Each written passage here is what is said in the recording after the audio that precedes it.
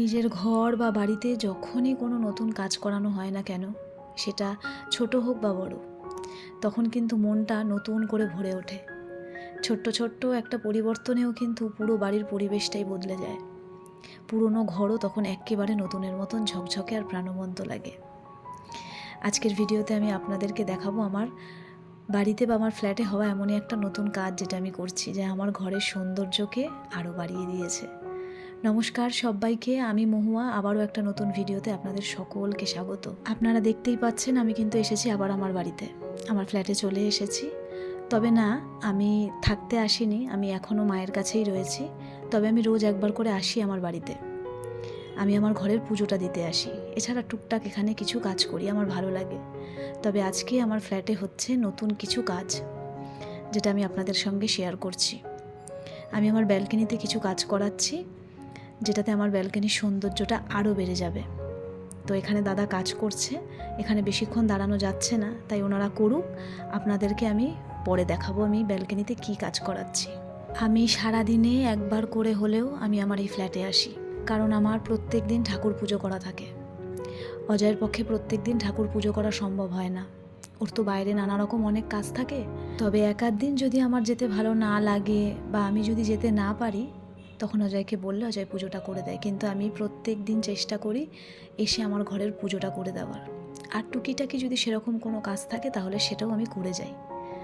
যেমন আজকে আমি এসেই সবার প্রথমে ব্রেকফাস্টটা তো অজয়ের হাতে করে নিয়ে এসেছিলাম, তারপর ডিম সেদ্ধটা বসিয়ে দিলাম ওর জন্য। তারপরে আমি আমার ডাইনিংয়ের এই সোফা কর্নারটা খুব ভালোভাবে পরিষ্কার করে নিলাম, দেখলাম একদম এলোমেলো রয়েছে। আসলে বাড়িতে না থাকলে যা হয় আর কি, তবু অজয় অনেকটা পরিষ্কার পরিচ্ছন্ন করে রাখে। তারপরে আমি আমার এই অ্যাকোরিয়ামটা একটু পরিষ্কার করে নিলাম। যদিও এখন আমাদের ফ্ল্যাটের সামনের রাস্তাটা হয়ে যাওয়াতে খুব একটা ধুলোবালি হয় না, কিন্তু বাড়ি থাকলে সোফাটাকে ঠিক করে রাখা, এই অ্যাকোরিয়ামের ওপরটা পরিষ্কার করা, এগুলো আমার রোজকার কাজ। কিন্তু এখানে এসে প্রত্যেক দিন তো আর এগুলো করা হয় না, তবে মাঝে মধ্যে এসে করে দিই। আর আজকে আমার এই অ্যাকোরিয়ামের মাছগুলো দেখছেন, এর মধ্যে যে অ্যাঞ্জেলগুলো আছে এগুলোকে আজকে দোকানে দিয়ে দেওয়া হবে, এর বদলে অন্য কোনো মাছ আনা হবে। তো যাই হোক, চলুন আপনাদেরকে দেখাই। কাজ করে দাদারা চলে গেছে, কি কাজ হয়েছে সেগুলো আপনাদেরকে দেখাই। এই যে আমার তুলসী মঞ্চটা উপরে করা হলো, তার জন্য এখানে এরকম একটা বক্স করা হয়েছে। নিচে তুলসী মঞ্চটা থাকলে খুব অসুবিধা হচ্ছিল, জানেন তো, ছোঁয়াছানি লেগে যাচ্ছিল। তাই জন্য এটাকে এরকম উপরে একদম আলাদাভাবে করা হলো, যাতে কোনো রকম অসুবিধা না হয়। তো এখনও এখানে গাছ রাখা হয়নি, অজয় পরে করবার। নিচের এই গাছগুলো তো আমার থাকেই, আপনারা দেখেছেন, এখান থেকে কিছু গাছ সরানো হয়েছে যেহেতু উপরে কাজ হচ্ছিল। আর এখানে এই যে এইভাবে এটা করা হয়েছে। আমার ব্যালকনির নিচে স্পেসটা অনেক কম, ওখানে গাছ যদি রাখা হয় খুব যাতায়াতের অসুবিধা। আর এখান থেকে এরকম একটা অ্যাঙ্গেল করা হয়েছে, এখানে আমার হ্যাঙ্গিং পটগুলো থাকবে, ঝোলানো যে যায় গাছগুলো সেইগুলো রাখা হবে। আর এই যে ঘরে এখানে অনেক গাছগুলো রয়েছে, এগুলো পরে অজয় সময় মতো সমস্ত কিছু ওখানে লাগাবে, আপনাদেরকে দেখাবো যখন করা হবে। অনেক দিন ধরেই এই জিনিসটা করার প্ল্যান ছিল, কিন্তু করা হয়ে উঠছিল না। তবে আমার ওই বেডরুমটার ব্যালকনি নিয়ে আমার একটা ভীষণ সুন্দর জিনিস করার ভবিষ্যতে ইচ্ছে আছে। যদি কোনো দিনও করতে পারি তাহলে অবশ্যই আপনাদেরকে দেখাবো। আমার মনের একটা ইচ্ছা বলতে পারেন এটা, বা একটা স্বপ্ন বলতে পারেন। তো এখন তো সম্ভব নয়, তবে ইচ্ছে আছে করার। আর আমার যে ডাইনিং এরিয়াটা, ওটা তো আপনারা দেখেছেন, যেহেতু ওটা অনেকটাই লম্বায় বড়, তো সেটা নিয়েও আমাদের দুজনের আগামী দিনের অনেক কিছু প্ল্যান আছে। ওখানটার নতুন করে একটা সেট আপ করবো। তো দেখা যাক, যখন করব তখন তো সব কিছুই আপনাদের সঙ্গে শেয়ার করব। গতকাল কয়েকটা জামা কাপড় কেচে দিয়ে গেছিলাম, একদম অল্প কটা, যেগুলো হালকা হাতে কেচে দেওয়া যায়। তো সেই জামা কাপড়গুলোই এখন ভাঁজ করে নিলাম, ভাঁজ করে জায়গায় রেখে দিচ্ছি। আর এখন যেহেতু মায়ের কাছে রয়েছি, আর মাই তো সমস্ত জামা কাপড় কেচে গুছিয়ে দিচ্ছে।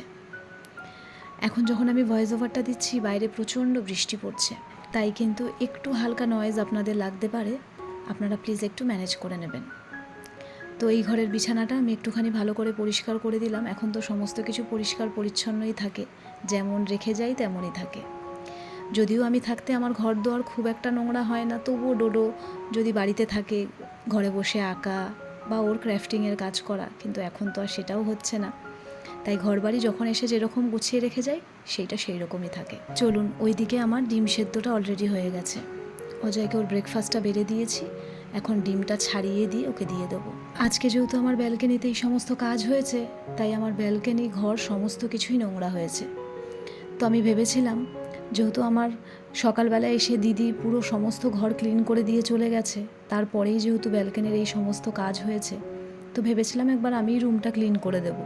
কিন্তু অজয় বলল, না তুমি চলে যাও, আমার ঘরের এই সমস্ত গাছ বাইরে বার করে সমস্ত কাজ করতে অনেকটাই সময় লাগবে, তাই এগুলো আমি পরিষ্কার করে দেবো, তোমাকে কোনো কিছুই করতে হবে না। তো আমি তো সবার প্রথমে এসে এখানে আগে আমার স্নান আর পুজোটা সেরে নিয়ে তারপর এই সমস্ত বাদবাকি কাজকর্ম করলাম। আর এই ডিম সেদ্ধ করার পর, অজয় ব্রেকফাস্ট করার পর কয়েকটা বাসন ছিল, সেগুলোও ধুয়ে দিলাম।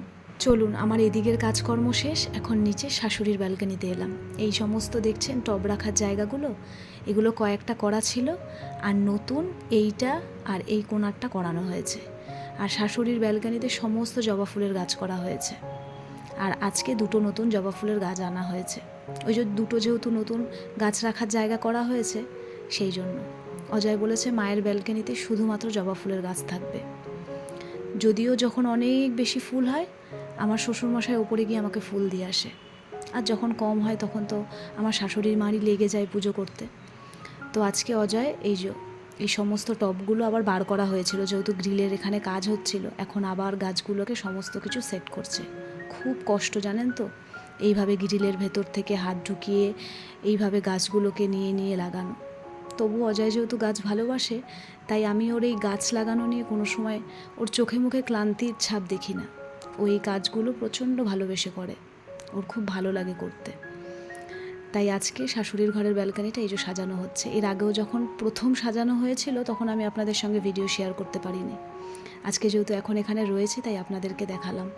দেখুন, অনেক রকমের জবা ফুলের গাছ রয়েছে এখানে, আর আজকে দুটো নতুন আনা হয়েছে।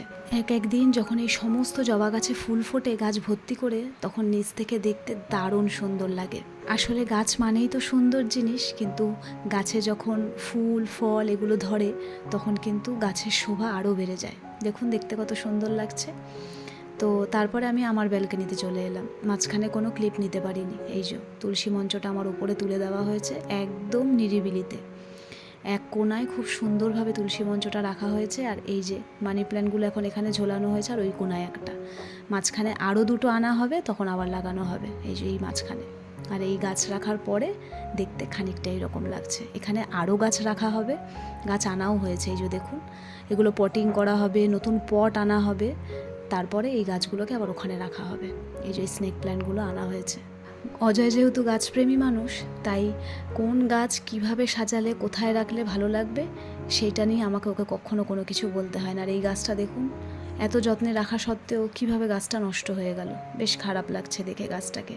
চলুন, আমার এদিকের কাজকর্ম শেষ, এখন আবার মার কাছে যাচ্ছি। আমার লাঞ্চ করার সময় হয়ে গেল, এখন এই বাড়ি ওই বাড়ি এইভাবেই আমার দিন কাটছে। তাহলে আজকের ভিডিওটা এখানেই শেষ করছি। আপনারা সকলে ভালো থাকবেন। ভিডিও কেমন লাগলো অবশ্যই জানাবেন। আপনাদের সঙ্গে আবার পরে দেখা হবে।